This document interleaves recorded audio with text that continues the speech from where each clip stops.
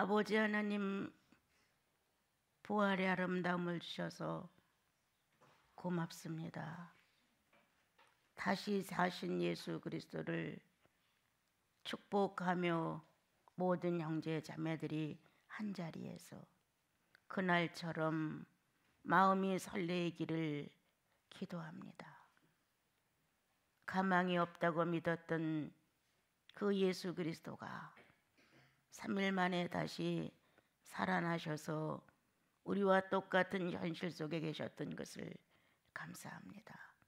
오늘 이 자리에 함께 모인 모든 교요 안에 주님의 다시 사신 생동감 넘치는 축복이 있게 하사 저마다 성령을 통하여 주님을 보듯 주님을 만짓 할 수 있게 하옵소서.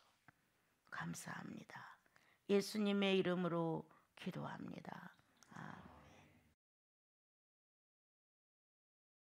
사순절 또는 고난주 정도면은 이사야 53장 정도는 그래도 기본적으로 주님의 고난과 우리의 구속을 짚어보는 그런 시간들이 되었으리라 또 믿고, 또 그렇게 안 하고는 자기들이 구속받았다고 하는 자기 자신들의 문제를 소홀히 여기게 되고, 또 그렇게 되다 보면 구속의 능력은 자기들의 실제 생활 속에서 큰 힘을 발휘하지 못하게 됩니다.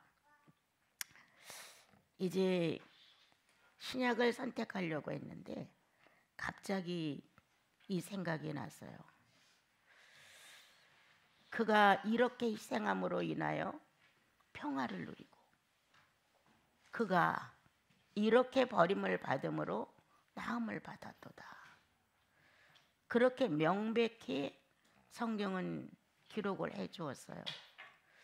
그런데도 불구하고 우리는 우리의 삶을 살다 보면 평화의 주인공인지 전쟁의 주인공인지를 모르고 살 때가 많고, 내가 나음을 받은, 고침을 받은 건강한 사람인지 아직도 병중에서 허덕이고 있는 환자인지를 모르고 살 때가 참 많은 것 같습니다. 그래서 다시 한번 우리는 이런 부활절을 기념하면서 내가 어떠한 존재인가, 나라는 한 사람은 하나님 앞에서 어떠한 존재이고 또 사람 사이에서 나는 어떠한 존재인가. 주께서 이와 같은 해와 어려움을 겪으신 결과가 평화이고, 또 그러한 난처한 입장에 곤욕을 치르고 정말 죽기까지 순종이라는 단어를 쓰시면서 치루었던 이 어려움의 결과로 우리는 모든 상처를 씻고 깨끗하게 나음을 받은 아주 건강한 안팎이라는 것입니다. 예수 믿고 성령의 경험이 영혼 안에서 크게 기쁨의 자리를 마련해 주셨을 때 얼마간은 허공을 딛는 것 같고, 또 기쁨이 벅차서 찬양이 저절로 나오고, 구속함을 받았다는 자기의 마음 안에 내가 만든 것이 아니라 성령이 존재하시면서 나를 크게 움직여 주었던 시간들이 사람들 안에는 다 있습니다. 생각이 깊고 원래 말이 없고 이런 사람들도 그리스도를 만나고 나면 뭔가 의식 자체가 바뀌기 때문에 생활과 보고 느끼고 생각하고 활동하는 것이 달라집니다. 그렇게 달라진 나와 여러분의 구속받은 사람들에게 특징은 평화의 주인공들입니다. 주님은 보이지 않는 혈전을 벌이셔서 겟세마네 동산에서부터 시작해서 또는 광야에서 40일을 거쳐가시면서 아담 하나를 회복시키고 전 인류를 회복시키는 하나의 혈통을 만들기 위하여 이와 같은 일을 감행하셨습니다. 그래서 그 전쟁이 우리 눈에는 보이지 않았지만 예수 그리스도가 겪은 전쟁은 예수 그리스도만이 담당할 수 있었던 어마어마하고 무시무시한 전쟁이었습니다. 광야에서의 전쟁도 본능을 제압하는 전쟁이었고, 본능이 제압됐다고 하는, 정복됐다고 하는 것을 현실로 증명한 것이 십자가의 죽으심이었습니다. 광야에서 3가지의 시련을 받으면서 하나님을 거역한 아담의 본능을 제압하시는 예수 그리스도의 내면의 전쟁이 어마어마했었습니다.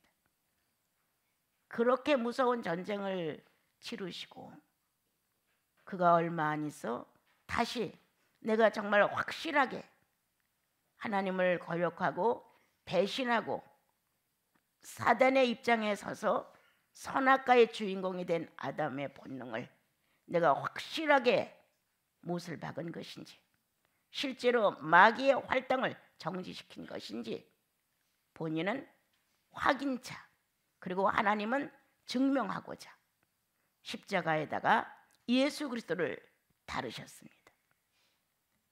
주님은 거부하지 아니하시고 그와 같은 현실을 만들어서 하나님께 영광이고 그리스도를 믿고 메시아를 기다리는 모든 사람에게 기쁨이었습니다. 이렇게 하나님의 큰 역사는 작은 예수의 몸 하나를 가지고 전 인류를 치르셨습니다. 그래서 주님은 다시 살아나서 부활로 일어나신 그 자체가 평화였습니다. 다시는 전쟁이 없는, 모든 피조물은 영계의 피조물이든 이 사물계의 피조물이든 그리스도 앞에 무릎을 꿇을 수밖에 없는, 항복할 수밖에 없는, 정복된 사실을 증명할 수밖에 없는 문제를 주님이 해놓으셨습니다. 그래서 인류는 그리스도가 이 땅에 오셔서 하나님의 거룩한 성업을, 구속의 성업을 성취하심으로 혈과 육에 대한 전쟁이 아닌 영적 전쟁의 승리의 깃발을 들어주셨고, 평화의 왕으로서 구원받는 성도 안에 우리들에게 구원의 특징의 한 페이지가 기쁨입니다. 승리라는 겁니다. 죄를 용서받았다고 우리는 그렇게 말하고 천국을 갈 수 있다고 하는 것과 하나님의 자녀가 됐다고 하는 것은 안도와 평화와 기쁨이 있지만 하나님 편에서 볼 때는 확실한 재건입니다. 재창조입니다. 그래서 나와 여러분에게는 이렇게 혈과 육에 대한 전쟁을 할 무기가 없어야 정상입니다. 그런데 아직도 나와 여러분은 현실에 보는 것으로, 듣는 것으로, 말하는 것으로, 생각하는 것으로 어떤 것이라도 혈과 육에 대한 전쟁에 능한 자가 되어서 전쟁을 하고 힘들어하고 피곤하고 지치고 이런 모습을 보일 때가 더러 있지 아니한가. 그렇다면 이제 오늘의 이 부활절을 통해서는 평화를 유지하는 사람으로 서야 한다. 그리스도가 인류의 흰길을 들고 평화의 주인공이 되셨으니까 우리가 그 평화의 주인공을 영접함으로 내 안에 평화의 통치가 이루어지고 있다. 그렇다면 나는 어디를 가도 평화를 선포할 것이다.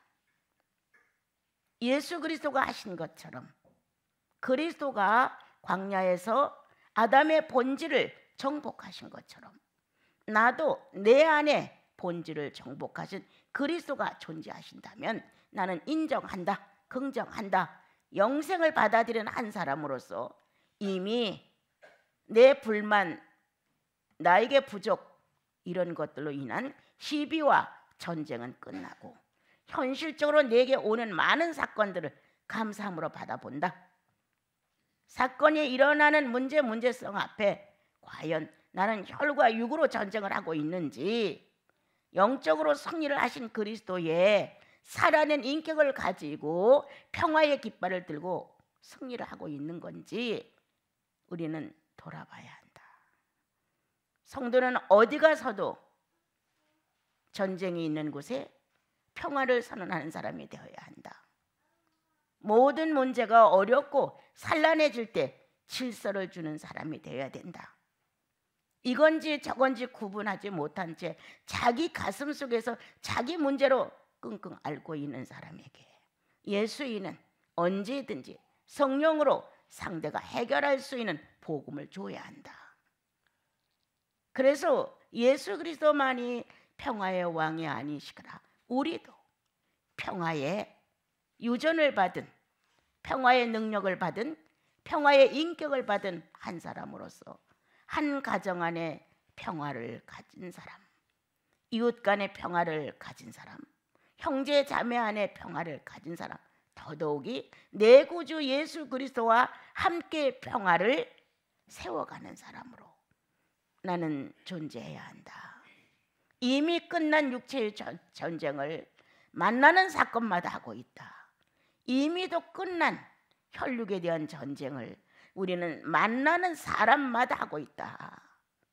우리의 전쟁은 끝나지 아니한 채 우리를 너무나 핍절하게 만든다. 그러나 이제 다시 한번 돌아가 보자. 나의 전쟁을 막으시고 승리하신 그리스도의 백기가 내 영혼 속에 존재한다는 이 사실을 다시 한번 인식해보자. 그리고 이미 나는 혈과 육에 대한 전쟁은 끝났다고 내 영혼에게 설명해줘라. 그럼 내 육체에게 선포해라. 이미 끝났느니라. 이미 할 자격도 없고 모든 것은 하나님이신 예수 그리스도가 우리 안에 하나님의 의로운 한 자녀로서 우리를 성장시키고 있다는 사실, 하나님께서 채찍을 들어도 들으시는 것이고 책망을 해도 하나님께서 하시는 것이고 칭찬을 해도 하나님께서 하신다. 왜? 내 자식이니까. 감히도 사단이 손을 대어서 우리를 이렇게 저렇게 요사를 떨면서 혈육의 전쟁터로 끌어갈 수 없다는 겁니다. 있을 수 없다는 것. 우리는 오늘 다시 한번 돌아보자.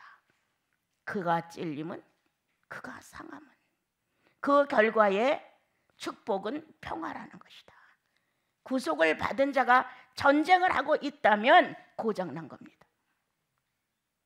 좋은 사람, 나쁜 사람, 마음에 맞는 사람, 안 맞는 사람을 골라 섬긴다면 가짜입니다.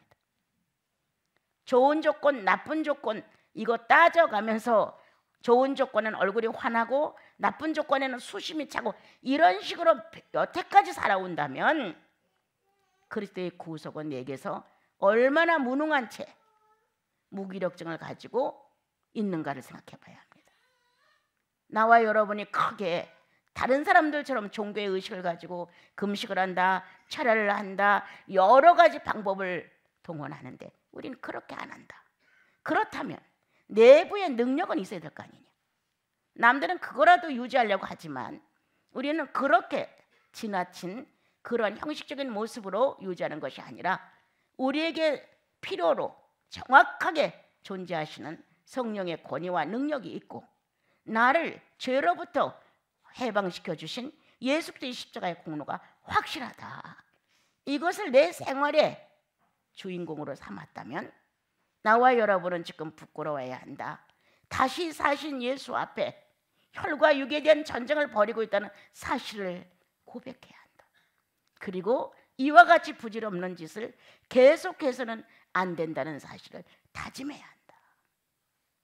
그가 찔림으로, 그가 숱한 고난을 받음으로, 그가 채찍에 맞음으로, 그가 개 같은 이방인들 로마 손에 넘겨짐으로 짐승의 본능으로 껄껄거리는 그들의 손에 의해 못을 박아 육체를 내놓았던 이러한 시간들이 결코 헛되이 돌아갈 수가 없답니다.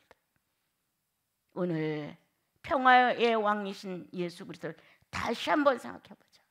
가는 데마다 나는 평화의 사신이다. 내 속에 평화의 왕으로 오신 예수 그리스도와 그 평화의 인격을 계속 퍼다 날릴게끔 해주신 성령의 임재가 영혼 속에 분명하므로 나와 여러분은 어디에서라도 평화를 아르는 사람들이다. 행여나 사랑과 조건 상황을 놓고 내가 혈과 육에 대한 전쟁을 하고 있다면 멈춰서라. 그리고 그 자리에서 명령해라. 자신에게 나는 평화의 왕이신 그리스도와 연합되어 있고 나는 평화를 나르는 성령님과 함께 교제하고 있다는 사실을 증명해줘라. 그리고 선포해줘라. 그래서 어디에서나 평화의 사람, 네가 먼저 나에게 평화를 선포해 주기를 바라지 말고 언제든지 내가 먼저 평화를 선포해 주는 사람, 내가 잘못했어, 내가 잘했어 라는 어떤 의미의 용서의 낮은 법도 하지 말고 평화의 사람으로 서라. 그러면 전쟁은 없어지기 시작할 것이고 전쟁을 일으키려고 했던 자아의 본능들이 수그러질 것이고 우리나라에 이와 같은 말이 있습니다. 웃는 낫에 침 뱉을 수 없어. 예수가 없는 사회에서도 웃는 얼굴에 침 뱉을 수 없어. 평화의 마음을 가득 안고 있는 성도에게 침 뱉을 사람이 누굽니까? 평화의 영역으로 얼굴이 환히 빛나고 모든 것을 다 그리스도의 전쟁으로 마감을 치르는 성도의 인격을 놓고 비판할 자가 누굽니까, 여러분? 다시 한번 생각해보자. 평화를 잃은 나요. 사건마다 전쟁에 익숙한 나요. 사람마다 내 조건에 안 맞으면 불평하는 나요. 나는 예수 그리스도의 버리심과 고난 속에서 평화의 은총을 받았는데도 불구하고 나는 평화를 잃은 자가 아닌가. 돌아보시고 이제부터 예수의 사람은 혈과 육에 대한 전쟁은 끝났다고 말해야 합니다. 어떻게 하면 예수를 닮을까의 전쟁이고 어떻게 하면 예수를 본받아 실현해 드릴까가 문제이고 나와 여러분의 고심과 고민은 어떻게 하면 예수를 본받아 현실화시키느냐가 중요하지. 이 사람 마음에 들어 저 사람 마음에 안 들어 이런 식의 혈과 육에 대한 전쟁을 하는 것은 결코 안 됩니다, 여러분. 우리는 건강한 사람들입니다. 예수 믿고 건강해졌죠. 몸과 마음이 정말 어디에서라도 예수만 얘기가 나오면 귀가 번쩍 뛰죠. 예수 그리스도에 대한 사건을 서로 얘기하게 되면 가슴에서 힘이 복받쳐 오죠. 낭망스럽고 절망적이고 모든 게 다 패배자 같은 현실이 와도 내면 영혼 안에서 딱 버티고 있는 이 평화는, 그리고 이 평화는 누구도 어떻게 할 수 없습니다. 주님은 말씀하셨습니다. 내 평안을 너에게 주노니 세상이 주는 것 같지 않아. 세상의 물질로 만족을 주는 평화가 아니라 영생과 더불어 하나님의 자녀로서의 유전된 평화가 우리 안에 존재하므로 나와 여러분은 이제 건강한 심신이 된 것입니다. 이 뇌가 병이 나면 안 돼요. 마음이 병들면 안 돼요. 뇌와 마음이 병들지 않아야 건강한 거예요, 여러분. 이 육체라고 하는 것은 조금 자연스럽다, 부자연스럽다를 얘기할 수는 있지만 뇌와 마음이 건강하면 그건 건강한 사람이에요. 거듭난 나와 여러분은 영혼이 건강합니다. 그분의 채찍에 맞은 정말 다 멍들고 피가 떨어지고 등허리가 파지고 이렇게 아주 엄청난 로마인들의 잔인한 채찍들이 예수의 몸을 휘감았어요. 그러므로 내가 나음을 입었도다. 예수는 온통 온몸이 다 채찍에 맞아 멍들고 찢어지고 피가 나는 이런 상황에 우리는 나음을 입었도다. 우리는 치료되었도다. 건전한 생각, 평화한 마음, 적극적인 자세, 주님을 사랑해보고자 하는 의욕, 어찌하든 작은 예수의 모습으로 성장을 기대하며 힘이 가슴 속에서부터 밀어 올려지는 나는 예수인이야. 이렇게 무서운 힘이 나를 장악하고 있다는 거예요. 그러므로 나와 여러분은 상처를 치료받은 깨끗한 몸으로, 깨끗한 영으로 살아갈 수 있게끔 주님이 나음을 입었도다. 평화를 누리고 나음을 입었도다 라고 기록을 해주셨어요. 예수인이라면 기록된 성경 말씀이 나를 다스려가는 절대자의 절대권이라고 하는 것을 의심할 수 없습니다. 주님 맞습니다. 내가 나음을 입었습니다. 세상에 어떤 것에 대하여 상처를 받는다는 이 호화스럽고 차지스러운 말을 하지 말아야 합니다. 난 예수인들이 상처를 받았다 이런 말 놀랬습니다. 여러분, 무슨 상처가 예수 그리스도가 받은 상처보다 더해? 예수님이 그러한 무서운 상처를 받음으로 우리가 그렇게 오해하고 옹졸하고 사건마다 터집을 잡는 이 비인격을 치료하셨는데도 불구하고 상처를 또 받았다는 거예요. 이거 얼마나 큰 모순이에요, 여러분. 어디를 가나 인생은 다 전쟁이고 어디를 가나 다 그렇게 상처 없는 것이 없어요, 여러분. 그런데 예수인의 특징은 뭐냐? 전쟁이 있는 곳에 평화를 심는 거란 말이에요. 예수인의 특징이 뭐냐? 상처를 싸매주는 사람이에요. 내가 상처가 있었기에, 내가 아픔이 있었기에, 내가 비굴함이 있었고 자존심이 상한 많은 것들이 있었기에, 열등이 있었기 때문에 예수 믿고 건강해진 내 심령은 다른 사람을 위로할 수 있고 격려할 수 있고, 나도 그와 같은 마음이었어 라고 동질감을 느끼면서 상대를 거기로부터 구원해 줄 수 있는 것이에요. 내가 상처가 아직도 예수의 능력이 내게 없어요. 그래서 상처가 안 된다는 거예요. 해결이 안 되었다는 거예요. 그러니까 말끝마다 대꾸를 해야 되고, 말끝마다 변화가 있어야 되고, 말끝마다 나라는 사람을 인식시키려고 애를 쓰면서 상처를 받았다는 거예요. 있을 수 없다. 예수인은 그런 단어가 필요 없다. 내 주가 받으신 것보다 더 큰 상처가 어디 있느냐? 내 주가 받은 굴욕보다 더 짙은 굴욕이 어디 있느냐? 내 주의 곤란했던 그 상황과 가장 민망스러웠던, 정말 자존심이 땅에 짓밟힌 그런 상황 누가 받아봤냐? 나와 여러분은 예수 한 분으로 다 치료를 받은 사람들입니다. 아주 건강한 사람들입니다. 이렇게 사사로 일어나고 있는 우리들 세계에서의 인간관계에서 일어나고 있는 일로 인하여 상처를 받았다, 이 말 없어져야 합니다. 상처를 받고 있는 자가 누군가 봐야 됩니다. 오히려 나보다 연약한 자, 미약한 자, 신앙이 아직도 어린아이 같은 사람들, 이런 사람들이 허우적일 때 오히려 딱 손을 내밀어 주면서 우리들의 상처는 상처가 아니다. 이미 우리는 치료가 완료됐다. 주님이 모든 상처를 다 받으셨다. 거기에 비준할 자가 누구냐? 자, 지금 만나고 있는 자매의 문제가, 상처라고 하는 이 문제가 예수님이 맞은 상처만 하고, 당신과 내가 겪고 있는 이 문제의 열등이 예수 그리스도가 그렇게 굴욕을 장국하신 거에 비하면 이건 아무것도 아니에요. 이렇게 예수 그리스도는 영원토록 내 인격의 치료자다. 예수 그리스도는 주님 나라 갈 때까지, 지상에서 내 생명이 유지된 날까지 평화의 치료다.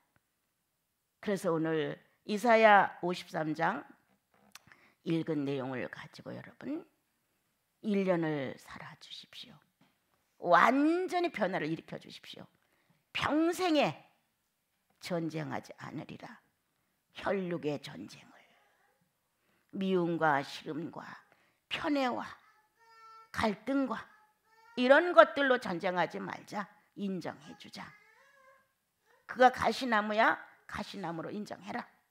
그가 소나무야, 그가 소나무인 걸 어떻게 해? 그가 소나무인 걸 어떤 거냐고. 그러므로 우리는 주님이 나 같은 사람도 나와 맞춰서 나를 인정해 주셨습니다. 그래, 죄인은 그렇게 할 수밖에 없어 라고 인정을 하시면서, 그러나 이제 죄인이 아니라 의인 예수의 혈통이야 라고 한쪽 면을 들춰주시면서 위로 끝에, 격려 끝에 새로운 용기를 주시죠. 그래서 예수 그리스도 안에서 의인의 기질로 살아갈 수 있도록 우리를 축복하고 계시죠. 여러분, 전쟁은 끝났습니다. 허비하지 마십시오. 이제부터는 나는 자격이 없다고 말씀하십시오.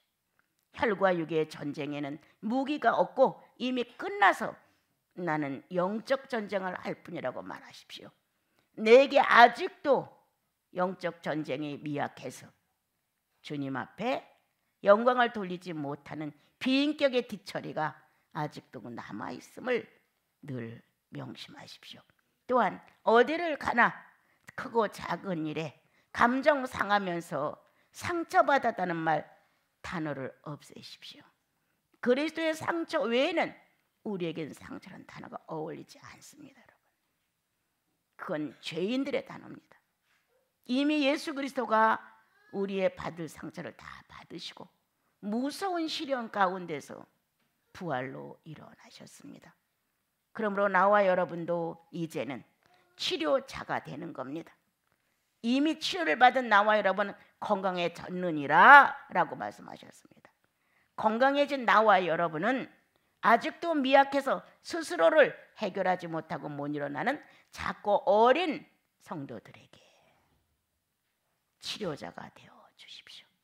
그래서 나와 여러분의 부활은 이제 죽은 자의 신앙이 아니라 살아있는 자의 신앙이다. 예수 그리스도는 무덤에 들어가서 나오지 못한 자가 아니라 그분은 나와서 지금 부활하심으로 나의 생애의 전체 삶과 함께하고 계시는 것이다. 여러분, 예수는 엄청 무서운 힘을 갖고 계시더라고요. 조용하시고 침묵적이시고 과묵하시고 한 군데 함부로 시선도 돌리지 아니하시고 어떻게 보면 바보 같은 분이에요. 그런데도 그분이 우리 안에 구속의 주로 등장한 날부터 성령과 협력하셔서 살아있는 나를 만들어 주시는 거예요. 넌 살았어. 내가 산 것처럼 넌 살았어. 내가 사물을 다 보는 것처럼 너도 사물을 다 볼 수 있잖아. 이렇게 나와 여러분에게 늘 새로운 용기와 새로운 삶의 의욕으로 찾아오신 예수 그리스도, 그분의 공간은 늘 부활이시다. 그래서 성도는 다 부활이다. 죽을 수가 없다.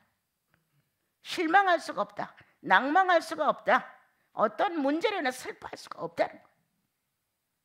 그의 공간은 부활이었음을, 나와 여러분이 그분의 공간에 함께함으로 부활하고 있음을, 그리고 부활되어 있음을, 이렇게 큰 힘과 마음을 가지고 한 해를 또 멋있게 살으시기를 바랍니다.